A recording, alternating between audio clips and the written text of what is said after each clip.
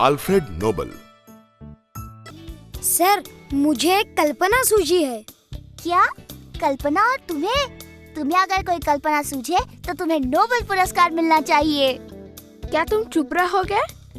Sir, ये पुरस्कार दिया जाता है दुनिया का सर्वोच्च पुरस्कार नोबेल पुरस्कार उन महान व्यक्तियों को दिया जाता है जिन्होंने अपना सारा जीवन शांति, साहित्य या वैज्ञानिक खोज के लिए समर्पित किया है।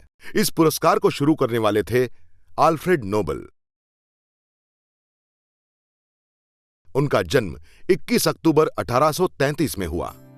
उनके पिता का काम विस्फोटक पदार्थों से जुड़ा हुआ था। जल्द ही अल्फ्रेड को भी विस्फोटक पदार्थों में बहुत रुचि उत्पन्न हुई। अल्फ्रेड की पूरी शिक्षा घर पर हुई थी।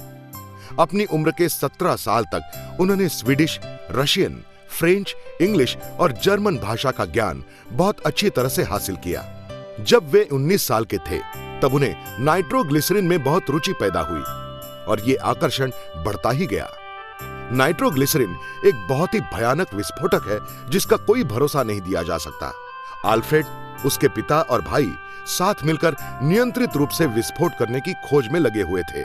उन्होंने अनेक प्रयोग किए, लेकिन हर प्रयोग का अंत दुर्घटना से ही हुआ। अल्फ्रेड का भाई ऐसे ही एक प्रयोग में मारा गया। सरकार ने उनके प्रयोगों पर रोक लगा दी और अल्फ्रेड को अपनी प्रयोगशाला शहर के बाहर स्थापित करनी पड़ी। पर उन्होंने अपने प्रयोग जारी रखे और एक दिन उन्हें सफलता मिल ही गई। उन्होंने खोजा कि अगर नाइट्रोग्लिसरीन में सिलिका मिलाई जाए तो नाइट्रोग्लिसरीन की पेस्ट बन जाती है, जिसे छड़ी का रूप दिया जा सकता है। अपने इस आविष्कार का पेटेंट अल्फ्रेड ने डायनामाइट के नाम से रजिस्टर किया। डायनामाइट का नियंत्रित रूप से विस्फोट करने के लिए अल्फ्रेड ने फ्यूज लगाई हुई ब्लास्टिंग कैप की खोज की। अब अल्फ्रेड के कारखाने 20 से भी अधिक देशों में थे और अल्फ्रेड यूरोप के सबसे अमीर व्यक्ति बन चुके थे। डायनामाइट के अलावा अल्फ्रेड ने कई अन्य आविष्कार किए। करीब 355 आविष्कारों के पेटेंट अल्फ्रेड के नाम पर हैं। अपने आयु के 63वें साल में अल्फ्रेड इस दुनिया से चल बसे। उन्होंने अपनी संपत्ति के कुछ हिस्से से एक फाउंडेशन स्थापित किया, जिससे हर साल उन लोगों को पुरस्कार दिए जाते हैं जिन्होंने विज्ञान, शांति और साहित्य के क्षेत्र में उल्लेखनीय आविष्कार किए हों। इस फाउंडेशन का नाम नोबल फाउंडेशन रखा गया। बच्चों, मुझे आशा है कि आज जो भी मैंने तुम्हें बताया है वो तुम सभी को बहुत रोचक और उत्तेजित करने वाला लगा हो।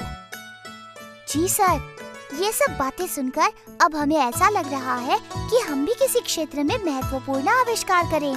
बहुत खुशी हुई ये सुनकर। अगर तुम सच्चे दिल से यत्न करो तो कोई भी काम मुश्किल नहीं है। कोशिश, कोशिश और कोशिश। जब तक सफलता ना मिले तब तक कोशिश करो। क्यों मोहम्मद, ठीक है ना? जी हाँ सर।